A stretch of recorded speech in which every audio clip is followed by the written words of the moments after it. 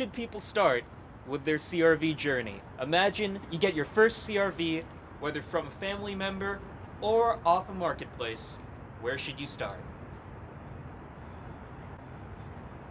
You're gonna chop that muffler right off. Just get rid of it. Just throw that thing in the trash. You do not need it. You will never need it. It sounds so good, depending on who you ask. Actually, real answer. Please upgrade your brakes. Brakes are very important. They're safety related.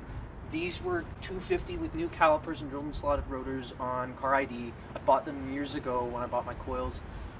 Upgrade your brakes, they're important.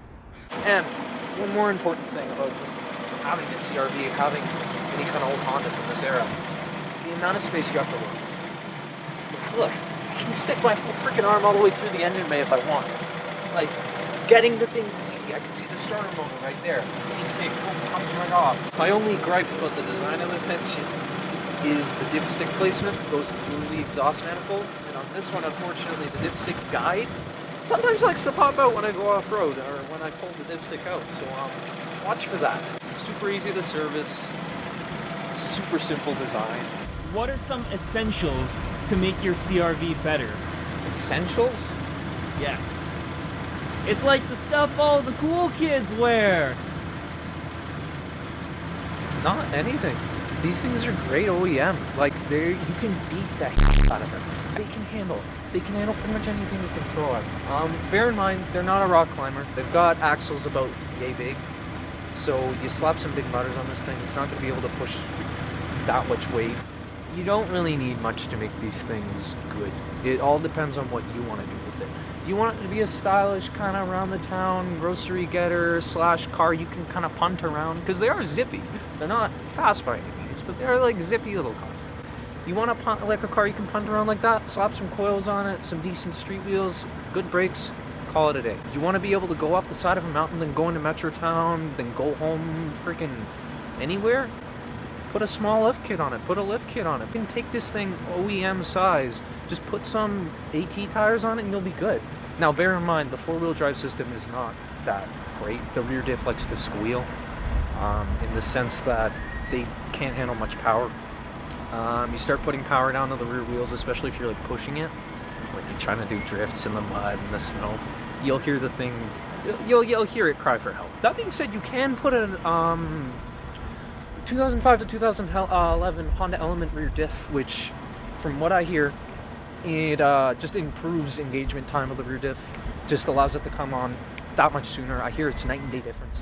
I want to do that at some point. Unfortunately, I don't have the money for that right now, but that will be happening. This is a front-wheel drive car by nature.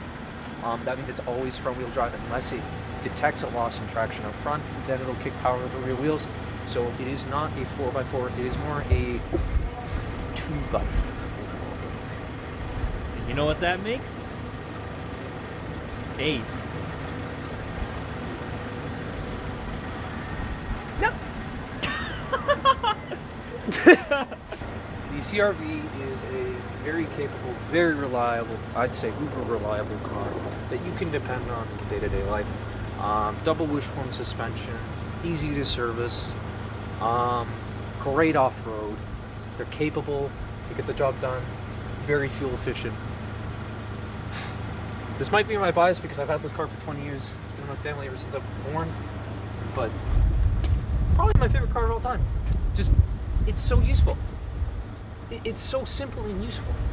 You cannot go wrong. You just can't. It's got the overall design of a Civic. Yeah. Just elongated and taller. Yeah. It's more square.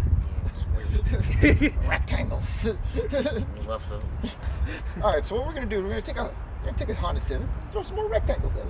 Yeah. All right, give this man a race. And here we got this beauty. Now put running lights all over it. So what does the CRV do that the Tesla can't?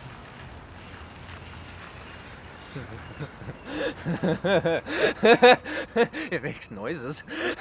That's one.